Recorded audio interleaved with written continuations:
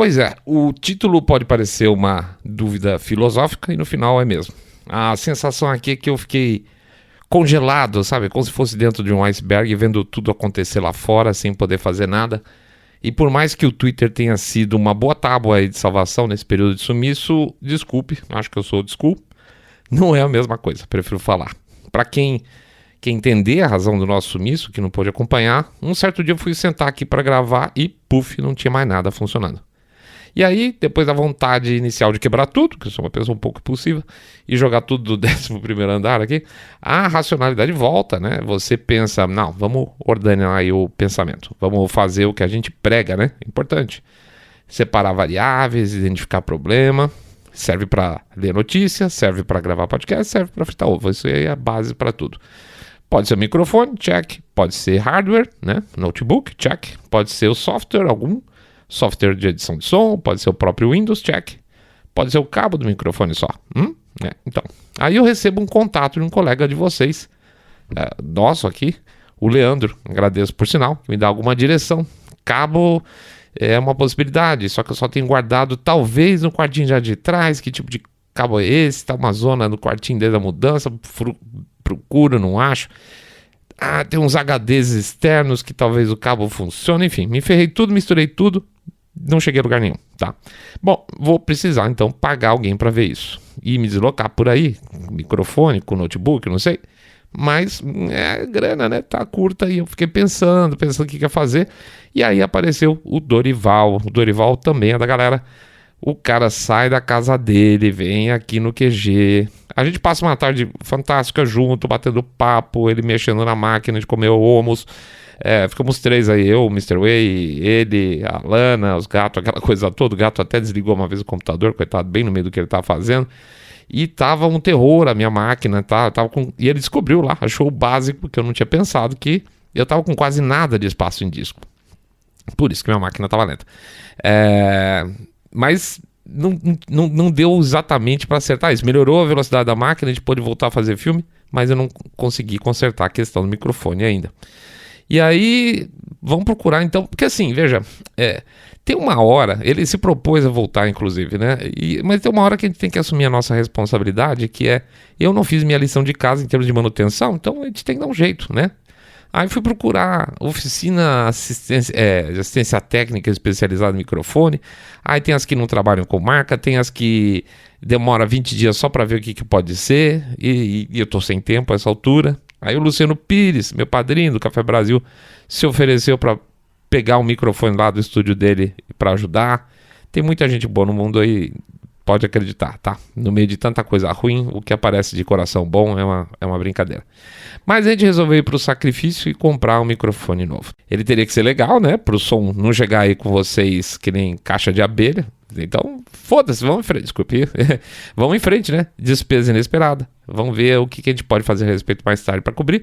Mas tem que ser. E eis-nos aqui. Aparentemente, testando o microfone. Aparentemente não. Chegou o microfone novo, espetamos, funcionou perfeitamente. Ótimo, graças a Deus. Eu acredito que o que pode ter acontecido com o bom microfone velho, que eu gostava muito dele também, é que teve uns períodos de pico de energia. Sobe e desce a energia direto. E no final das contas, talvez tenha queimado, tá? Mas é isso, tá? Eu acho que ninguém quer saber tanto assim sobre essa história. Vocês querem provavelmente discutir e pensar e conversar sobre para que lado tá essa porcaria desse mundo tá indo, é possível, né? Para que lado as coisas devem ir. E assim é o nosso caso também. A gente tem muita curiosidade para saber. A questão então é recomeçar, já que tá tudo tão errado, pode ser. Porque ao que parece, a gente vai ter que resetar, mas não resetar como querem por aí. A gente vai ter que resetar os resetadores, tá bom? Daqui a pouco a gente volta, e agora de verdade.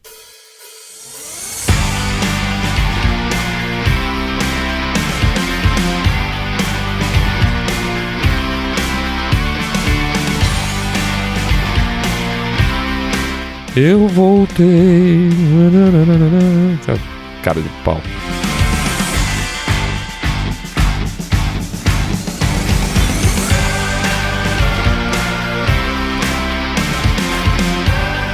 Saindo da bolha. Menos notícia, mais informação para você.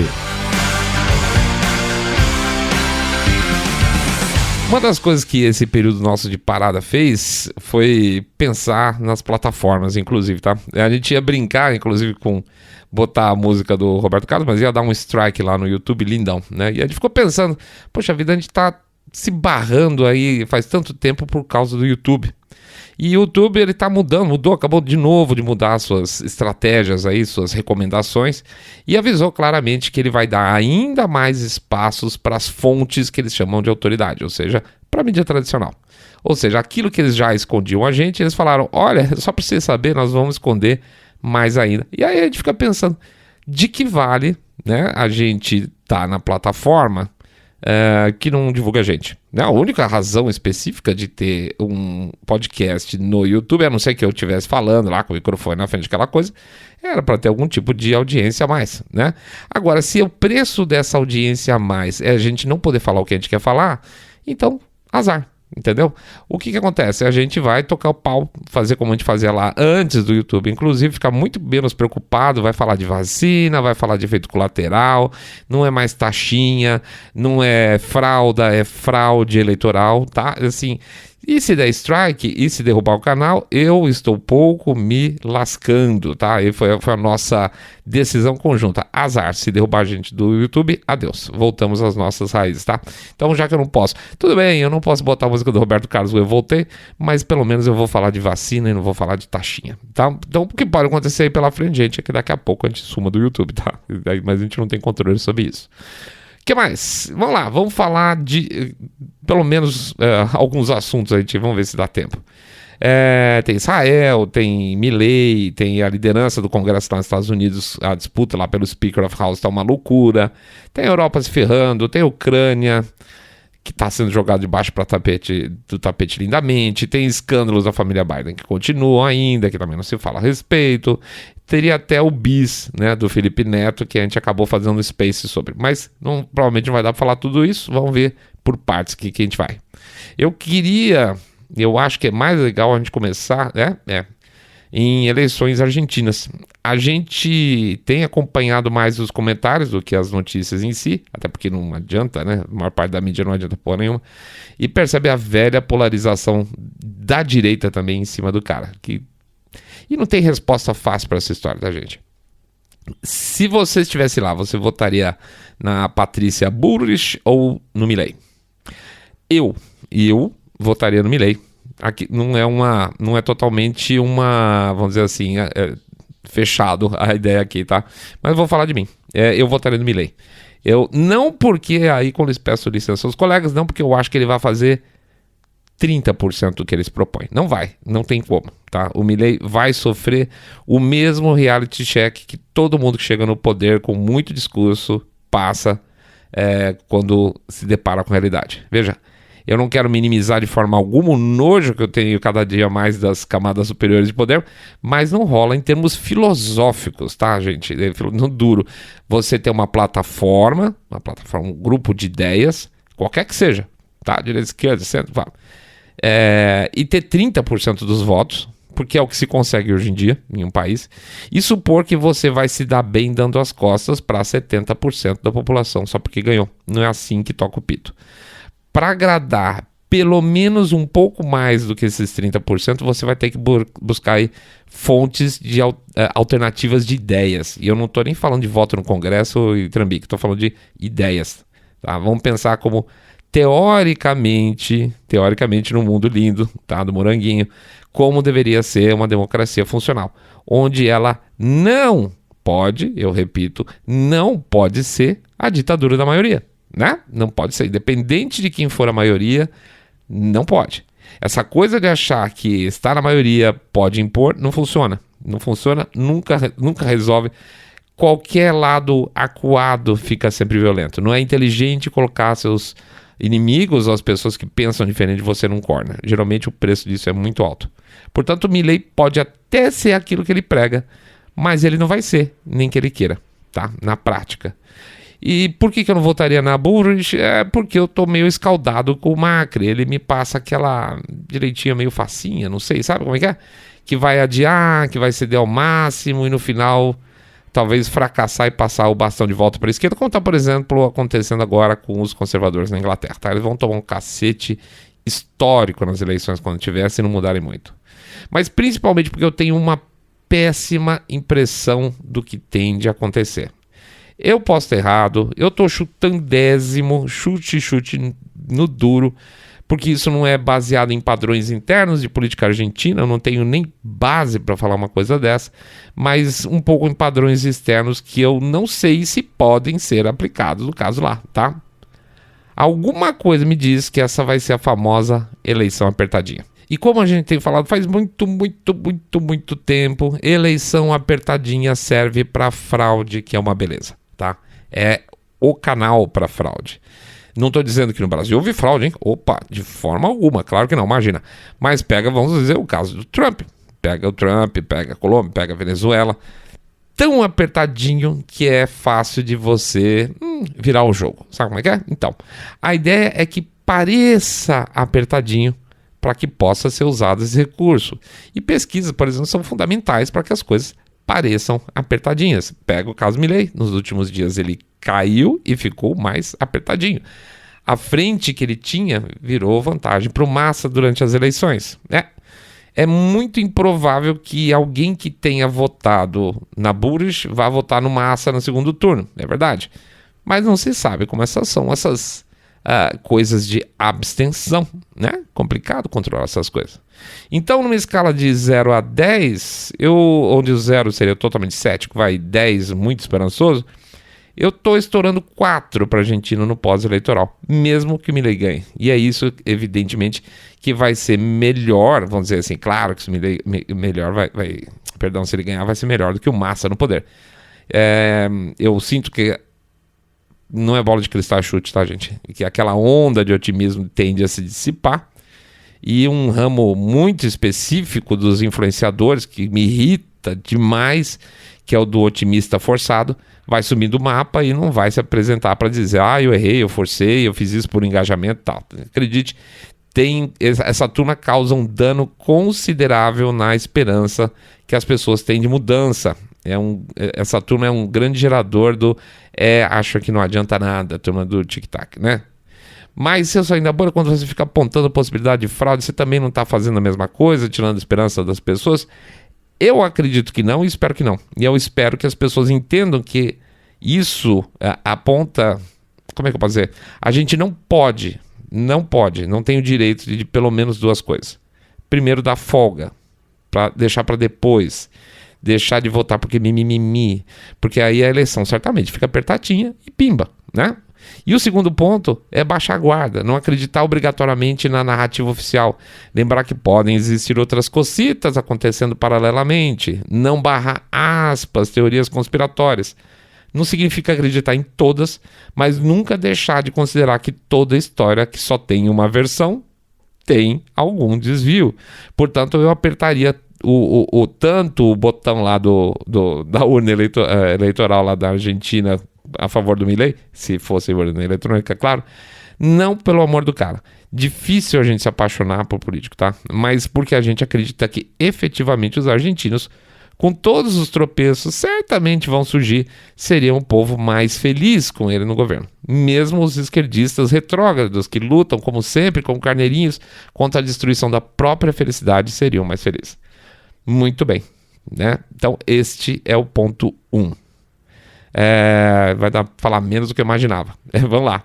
Queria pegar, então, pelo menos o segundo ponto, que é Israel. Lá no Spaces, a gente pegou um foco específico falando daquilo que eu acho possível, vamos chamar assim. Que eu acho possível uma falha proposital no sistema de defesa israelense. Acho possível, tá? Não acho impossível. No fato da estratégia militar ter sido, pelo lado do Hamas, ter sido tão bem coordenada lá pelo Hamas, que seria impossível a qualquer serviço de inteligência relativamente inteligente não ter capturado isso. Pelo fato do Egito ter avisado alguns dias antes que isso aconteceria e ninguém ter levado a questão a sério. Alguma coisa grave aconteceu e eu tendo a não acreditar em gente muito competente, que eles são, fazendo incompetências em momentos críticos, tá? O que pode ter causado a falha? Juro, não sei. Também falei lá no Space que eu não vou relativizar jamais a obscenidade que foi feita contra Israel. Não dá, não rola. Ah, mas Israel um dia já fez XPTO. Não interessa, sério. Vamos tirar todo o mambo-jumbo de que Gaza é uma prisão a céu aberto, discurso, e você vai ver que saindo essa história, essa lenga-lenga, não sobra pedra sobre pedra em relação a esse conflito. Israel já desocupou Gaza faz anos, o Hamas se elegeu e ficou lá por meio de um regime hoje ditatorial. É isso basicamente que eles são, ninguém fala isso. Eles são uma ponte iraniana no quintal israelense para a turma radical que comanda lá hoje o Irã cumprir sua promessa de destruir Israel. É isso, é simples assim. Mas nem é isso que eu queria passar hoje aqui no podcast. Certamente muitos de vocês devem ter reparado, como nós reparamos também, como pode, aspas, do nada, uma onda de antissemitismo ter surgido no mundo todo. E aqui eu queria fatiar essas coisas aí com vocês. Primeiro ponto, o crescimento das populações muçulmanas em diferentes países do mundo, né? Era muito mais natural você encontrar protestos ou, sei lá, movimentações de raiva contra Israel dentro de países muçulmanos. Hoje eles estão em todos os lugares, você vai achar em qualquer lugar do mundo, parece que a coisa é muito maior. Ela fica um pouco maior mesmo. Ou seja, a descentralização muçulmana é uma questão. No Ocidente, eles são bem-vindos, respeitamos os cultos deles, etc. Parte entra no jogo ocidental, parte não, né? Parte deles vai sim ver isso como uma possibilidade de expansão geográfica da fé e vai aproveitar o liberalismo ocidental contra o próprio Ocidente. Assim como os comunistas e socialistas fazem. Não tem diferença nenhuma. Mas daí é jogo, né? Aí é do jogo. Se a população do Ocidente é burra a ponto de plantar a própria destruição, então o Ocidente não merece a democracia, por mais podre e descaracterizado que ela seja hoje em dia, né? Vai ser engolido. O Ocidente vai ser engolido pela própria ignorância da população ocidental. Segundo ponto, o tal do, aspas, progressismo. Pelo manual do progressista moderno, tudo que seja contra a estrutura atual, contra os valores atuais, contra o status quo, está valendo. Qualquer coisa. Assim, o inimigo do meu inimigo, nesse caso, é meu aliado. Ainda que não faça o menor sentido, tá? Não faz sentido nenhum. Aqui no podcast mesmo já contamos 2 casos recentes. Um na Inglaterra, que os conservadores se uniram aos muçulmanos para derrubar do currículo escolar lá a base de teoria de gênero. E os caras ficaram malucos. Nossa, mas eles são nossos amiguinhos, tal, estão lutando contra... Óbvio que estão, sim. É evidente que sim. Então, algumas escolas lá na Inglaterra teve uma união improvável de conservadores e muçulmanos e tiraram fora a questão de teoria de gênero da escola. E o caso também da Câmara de Vereadores, majoritariamente muçulmana, que tem numa cidadezinha lá do estado do norte, não lembro se Minnesota, Wisconsin ou Michigan, tá? Acho que é Minnesota. A Câmara de Vereadores proibiu a utilização do quê? De bandeiras e toda simbologia LGBT em qualquer repartição do governo. Ai, não, que horror, mimimi. Pois é, então. Mas veja, na época que a gente falou desse caso, ele fazia muito sentido porque essa turma muçulmana da Câmara de Vereadores lá proibiu não só isso, mas também qualquer outra simbologia que não fosse a bandeira americana, a bandeira do estado e a bandeira da cidade, a bandeira e símbolos, tá? Nem os símbolos religiosos muçulmanos deles poderia ser usado, nem cristão, nem muçulmano, nem LGBT, nada. Dentro dos espaços públicos do governo da cidade, é bandeira dos Estados Unidos, do estado da cidade. Para mim, perfeito. Esses mesmos idiotas que lá no Michigan, seja onde for, colocaram contra a decisão da Câmara Muçulmana lá, hoje certamente, eu garanto para vocês, certamente estão passando pano para o Hamas. E aí a gente pergunta, de onde surgiu tanto antissemitismo? Ah, mas se eu saio da bolha, não misture antissemitismo com conflito árabe-israelense obrigatoriamente. É antissemitismo na medida em que essa turma simplesmente não consegue falar, não consegue expressar de uma maneira sincera o horror sobre o que aconteceu no dia 7 de outubro. Sempre tem um mas, né? Desculpa, não tem mas. Se a gente coloca um mas, está relativizando o mal nesse sentido do que aconteceu, que é quase diabólico como foi feito com a população civil israelense, judia. É impossível de ser encontrado um mas qualquer, ou qualquer história parecida na história recente civilizada. Se vocês contarem para mim, eu lembro bem uma vez que aconteceu uma invasão no país onde um cara matou a mulher grávida, arrancou o bebê que estava na barriga dela e matou, deixou de fora para matar a criança também. E foi lá e, sei lá, esfaqueou, não sei o que ele fez com a criança. Eu não lembro nada disso, juro por Deus, eu tenho 50 e ela vai fumaça antes, 56 agora, né? 56, não lembro nem minha idade, tô ficando velho mesmo. Então se as pessoas acham que isso, e acontece, né? Se elas cantam bordões na rua do tipo From the River to the Sea, pregando o fim de Israel, tá? Pregando literalmente o fim de Israel e por consequência da população judia. Se elas falam abertamente como teve em comício na Austrália, e não eram só muçulmanos, tá? Comício lá, eles estavam gritando as palavras de ordem. E isso foi antes da explosão fake lá do hospital, tá? Nem tinha começado essa história toda. Mandem eles para o gás, mandem eles para o gás. Era isso que se cantava lá no comício pró-Palestina, tá? Se o presidente de um país relativiza o terrorismo, dizendo que os atos são terroristas, mas as pessoas que praticaram não são, né? Se o secretário-geral da ONU relativiza o ocorrido, então, senhores, sinto muito, é porque as portas do inferno foram abertas com cobertura das autoridades. Isso está acontecendo porque tem cobertura das autoridades. Junta isso a mídia. A mídia. O papel da mídia nessa história tem sido tão ou mais escabroso do que nos últimos affaires mundiais, e aí a gente pode botar a pandemia e pode botar a Ucrânia, tá? Um caso simples. A gente acompanha o The Telegraph britânico. Essa semana agora eles publicaram que um ataque israelense tinha matado 55 pessoas em Gaza, tá? Inclusive crianças, dizia. Aí eu vou ler a matéria, né? E a matéria começa dizendo o seguinte, que segundo Hamas, eu já parei. Não dá, né? Segundo Hamas, segundo Hamas, qualquer coisa. Acabou, não vou ler mais. E apesar do artigo ter entrado, fazer o quê? 3, 4 minutos lá na minha timeline, ele já entrou com comentários fechados. E foi o único com comentários fechados naquele dia. Por quê? Porque é óbvio que todo mundo com mínimo de bom senso, senso crítico, qualquer coisa, que iria comentar. Mas, o The Telegraph, sua fonte é o Hamas? É óbvio. Eles fecharam para que a manchete ficasse.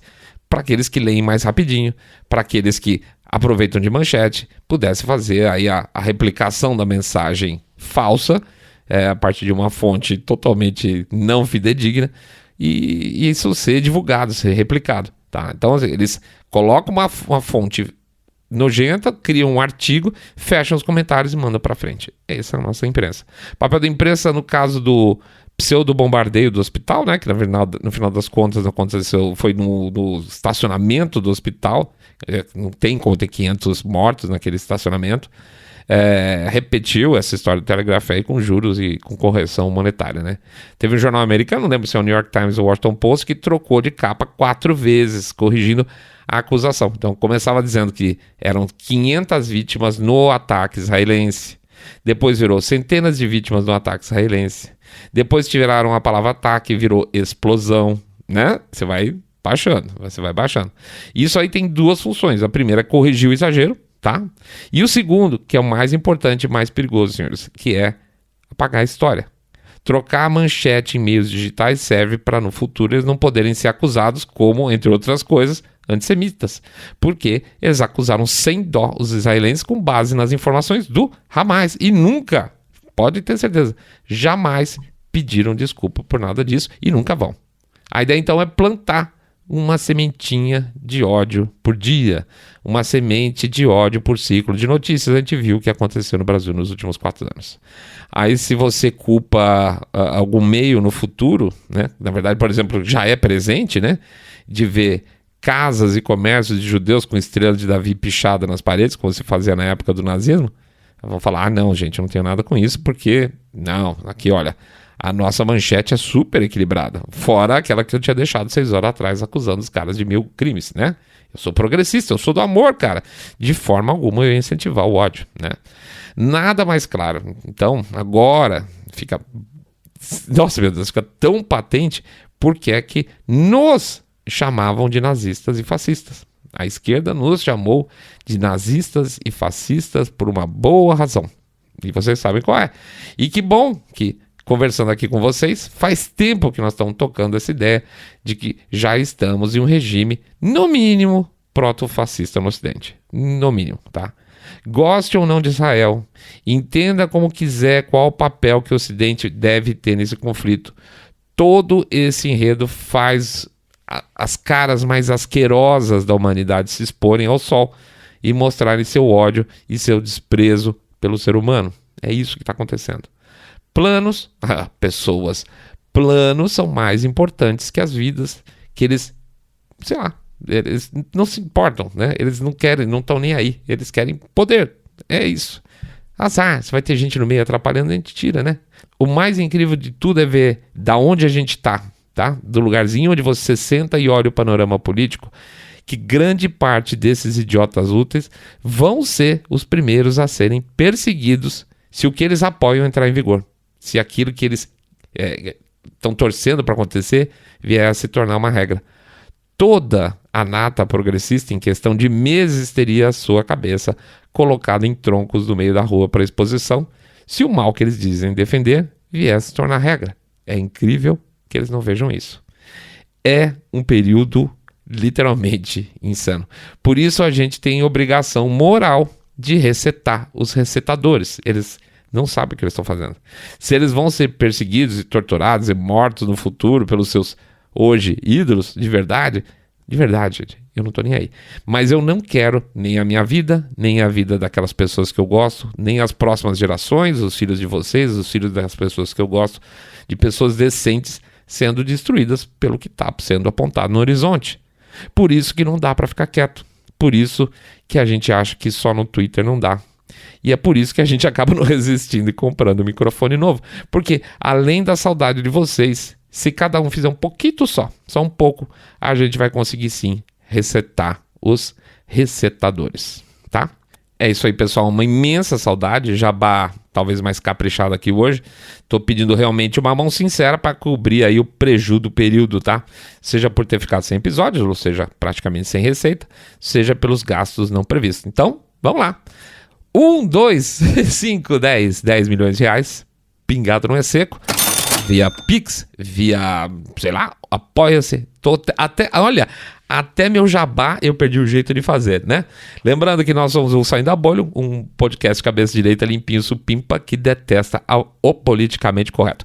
E também, por favor, não se esqueça que a gente tem a nossa lojinha lá, a loja do ou lojinha, né? Lojinha ou loja Saindo da Bolha, www.lojasaindodabolha.com.br. Lá vocês podem tanto fazer compra dos e-books, que estão em preço promocional, tem também as camisetas e um monte de coisa bacana por lá. Então, tem um monte de jeito de ajudar, tá? Vocês podem entrar pelo Pix. O Pix a gente vai deixar lá o código lá nas nossas postagens e o QR Code lá no YouTube. Tem, então, loja Saindo da Bolha, vocês podem comprar os nossos e-books.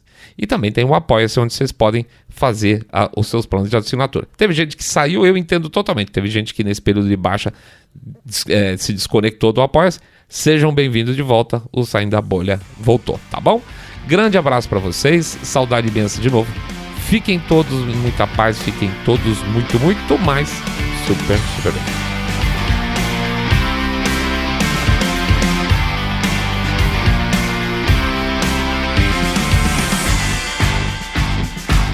Saindo da Bolha.